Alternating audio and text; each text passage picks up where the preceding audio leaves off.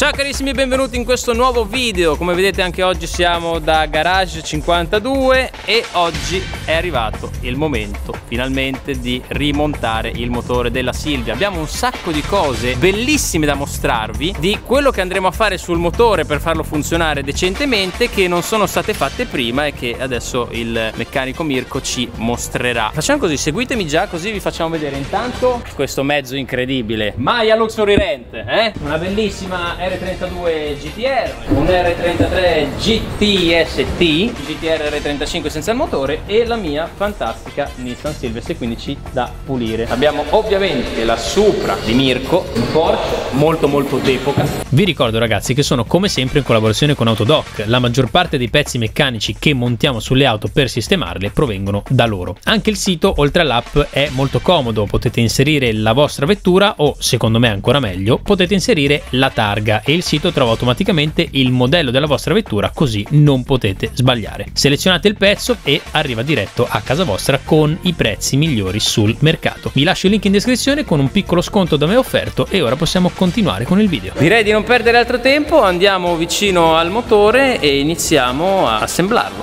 Andiamo. Eccoci qui, Mirko. Abbiamo il nostro bellissimo il morto sul banco. Il morto sul banco. Ci siamo accorti, io l'avevo sospettato, ma tu dopo averlo fatto lavorare me lo dici. È possibile. È molto possibile. Non siamo sicuri. Non siamo sicuri perché l'unica cosa certa è la morte, ma diciamo che c'è un'altissima probabilità. Sembrava un blocco scaldato. Esatto. Cioè si pensa che, l'ho portato da questo meccanico, lui mi ha trovato un altro blocco che però poi è stato sciolto sul banco e probabilmente è questo, perché io un blocco l'ho visto per terra quando questo era nella mia macchina, ma quando poi mi è stata restituita la seconda volta dopo che è stato rifatto proprio a bello e bello, non ho visto altri blocchi e diciamo che a giudicare dai danni che c'erano, secondo me lui ha detto che ha trovato un altro blocco, ma in realtà ha preso quello che aveva, buttato dentro 4 pistoni e infatti è durato 500 km.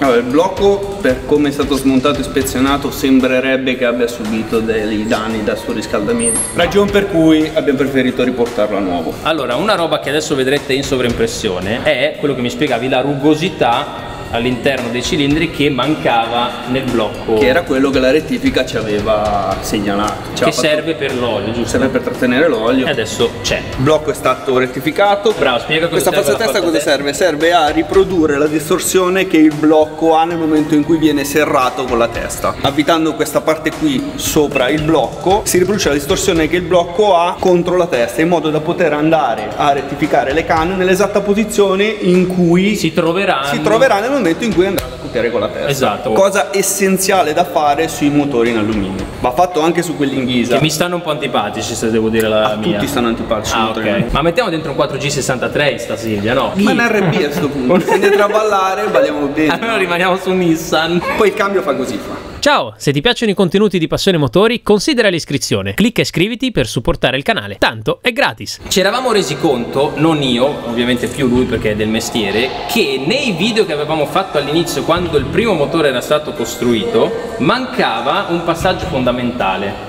che era il gap delle fasce, giusto? Si suppone. Che lì non si vedeva che era stato fatto, quindi non si sa se è stato fatto o no. Quando si comprano i pistoni c'è dentro un bel fogliettino informativo. Street High Performance, drag racing, road racing e poi robe strane forti dove Nitrous. Ok. Ovviamente in funzione di quello che si va a predisporre sul motore vanno adeguatamente gappate. Queste misure qui sono in inci e poi vanno convertite in centesimi. Okay. Quindi gappate vuol dire che le vai a limare. Limare sulla parte interna. Queste sono le fasce che andremo a gappare per questo pistone, le altre le abbiamo già gappate. Ok, va bene. Il gap qual è? È lo spazio che c'è tra una parte e l'altra della fascia. Ok. Ovviamente andando a scaldare un motore dilata all'interno, se non si applica il corretto gap la fascia si va a grippare sulle pareti del infatti le pareti delle canne erano tutte segnate, quindi potrebbe dipendere da questo, come potrebbe anche dipendere da una scaldata precedente. Noi non lo sappiamo. Abbiamo sempre bielle Manley, sì, ovviamente nuove, ma comunque come quelle di prima, ma invece pistoni hai scelto CP anziché così che avevo Wiseco. Ti piacciono di più? Non che siano male Wiseco, però anche nel mio motore ho messo dentro questi. Funziona. È un prodotto eccezionale. Vabbè, 1000 cavalli ritiene, quindi Anche di più. Anche di più. Ok. La fascia è stata già Gli abbiamo già gappata. dato una limatina con questo attrezzino qui. Perché ci vuole una vita, sennò. Abbiamo determinato un gap di 4 decimi di millimetro. Tu metti dentro il pistone, la fascia ti fa da piano Sì. E tu fai tac. e lei è dritta. Quindi quello che tu misuri di gap è quel piccolino Questo attrezzino qui, lo che spessimetro. si chiama spessimetro, che ha tutte le tolleranze. Nel nostro caso la prima fascia abbiamo deciso di farla a 4 decimi Ok. e lei passa precisa. Ok. Quindi diciamo che per fare queste robe bisogna anche Avere molta pazienza. molta pazienza e non è che mi metto nel garage di casa a fare cazzo e cazzo. No, questo qui è una parte fondamentale dell'elaborazione di un motore, anche perché quando uno compra un pistone originale, prende un motore stock, compra le fasce di un motore stock, arrivano già gappate. Per quel motore. Per quel motore lì, basta montarle su e vanno dentro. Motori elaborati hanno diversi tipi di utilizzo, magari ci sei tu Nico che lo usi per andarci a fare due traversi, c'è quello che compra le serie 20 per scaricare dentro le bombole di gas alte così. Ok. Quindi ci vuole un gap diverso. Ci vuole un gap diverso. Ma tu lo useresti un SR20 per scaricarci dentro le bombole di gas? Io no, Ma l'hai mai visti i video di quelli che nell'aspirazione con la bombola di gas? Beh, ma il principio è lo stesso, Però non fa tanto bene così, Cioè, vero? il protossido come funziona? Ha degli iniettori che vengono spruzzati direttamente nel collettore di aspirazione. Ok. Quando la farfalla è tutta aperta, che tu vai lì davanti con la bombola e gli spari dentro, fa la La stessa, stessa cosa. Però cosa succede al motore se non è pensato per non va tanto bene? Che si scioglie. Si scioglie tutto. Ah, ok. Allora, le fasce le abbiamo già cappate tutte. Perfetto. Io andrei a installarle sul pistone. Vai. Importante controllare il verso della fascia.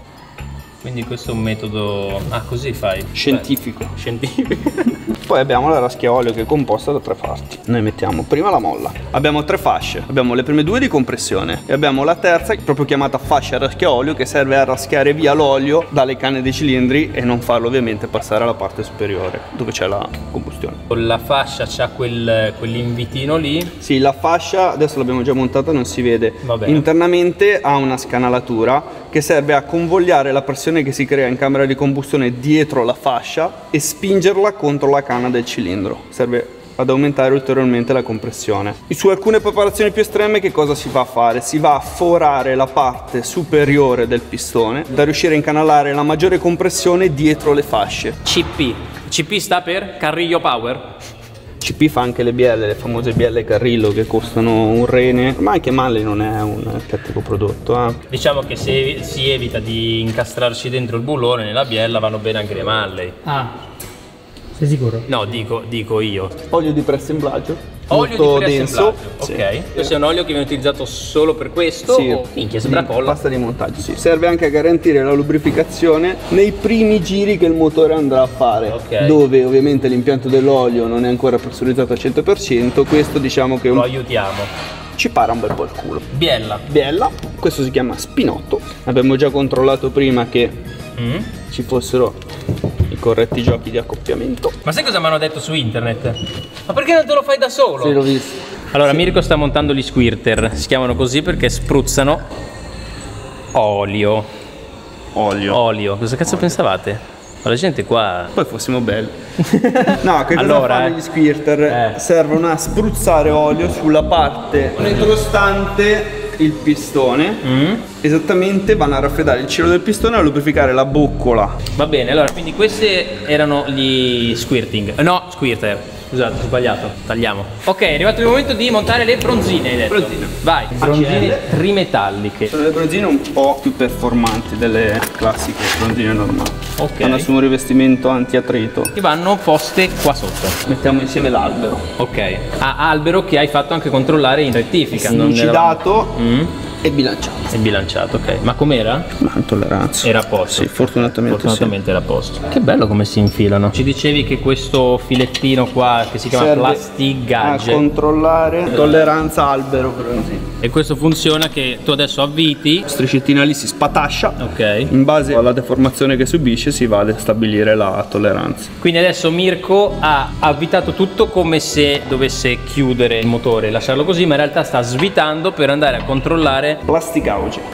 gauge. per vedere quanto si è spiattellato e fare il controllo. Ah, spieghiamo anche che questo grasso che è stato messo È un lubrificante anti-attrito. Ok. Serve ad evitare che la coppia applicata per il tiraggio dei prigionieri sia sfalsata dall'attrito che il bullone crea sulle rondelle. quindi non fa attrito e la coppia che viene applicata è reale e non non perché sta facendo fatica ad avvitarsi. Poi se volete potete avvitarlo storto, lì la coppia è durissima perché... Nico. Ah scusate, no, mi lascio sempre prendere da questa situazione. Quindi questo verdino qua è il coso spiattellato. Se vuoi riprendilo qui, si vede? Sì, ci sono un po' di riflessi. Sì, siamo intorno ai 30-35, quindi sì. Controllato il nostro gioco. Sì. Abbiamo tirato fuori l'albero, pulito tutto, rimontiamo tutto. Leggero. Sì? Di cosa è fatto?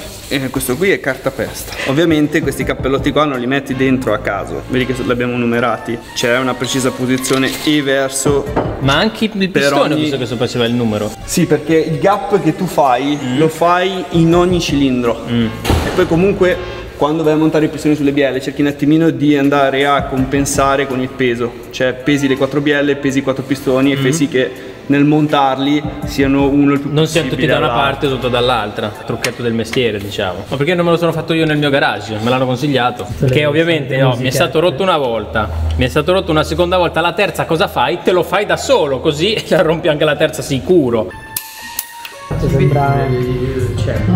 Inserimento del pistone number 1. Questa come vedete è la pinza che viene usata anche dai ginecologi, uguale. Pistone dentro, adesso gira il motore per attaccarlo alla perna di biella. Controlliamo il gioco tra albero e biella e siamo intorno ai 40 centesimi, quindi È l'olio, è olio. qui stesso discorso, Fermati, si va a porco. mettere un po' di lubrificante VT30 misto al Molilube e andiamo a stringerci dopo aver controllato le tolleranze. Lo stringiamo a mano. Si punta, Si punta a mano, così ci si rende conto che non è storto, giusto? Mi sembra che entri con facilità, quindi pare sia dritto. Questa volta. Noi per sicurezza riprendiamo tutto. Benissimo, abbiamo i pistoni tutti dentro. Allora, ma Se che fai figata. così- Riprendi che bello, Mattia. Ne abbiamo due che salgono. E due che scendono. Però se ti fermi a metà sono tutti perfettamente... Guarda che roba.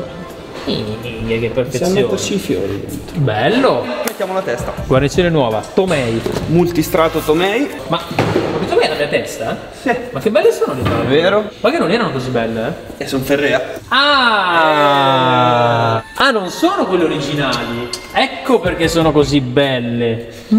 Adesso ho capito. Abbiamo detto che vogliamo i vari parapappero. C'hai ragione, che sennò saltavano in aria. Bravo, hai avuto un'ottima idea. Non possiamo montare la testa, Nick. Perché? Devo prima mettere il carterino laterale. Quindi devi per forza mettere la catena. Minchia che cacamento. Allora finiamo il video così. Un saluto, grazie e arrivederci. Sì, rimaniamo Tanto io per il sembro prossimo... quella parte qua, sembro il sotto, monto la testa, poi vieni quella settimana buttiamo i collettori. Va benissimo, dai, allora facciamo che il prossimo episodio è montaggio di collettori e turbina. Facciamo vedere anche la storia del modifica da wastegate interna e esterna, che quello è bello da far vedere. Grazie amici e noi ci vediamo al prossimo video. Ricordatevi che se volete dei bellissimi pezzi da ordinare c'è Autodoc in descrizione. E ringraziamo ovviamente Garage 52. Un saluto. Allora, stiamo infilando i prigionieri di testa ARP. Qui il monoblocco è pronto per essere accoppiato alla testa. Guarda che bella. La guarnizione è stata appoggiata, abbiamo messo il sigillante per accoppiare bene i piani tra monoblocco e carter sovradistribuzione. Qui abbiamo la testa e adesso andremo ad accoppiarla. Ok. Accoppiamento riuscito, come li accoppiamo bene questi motori.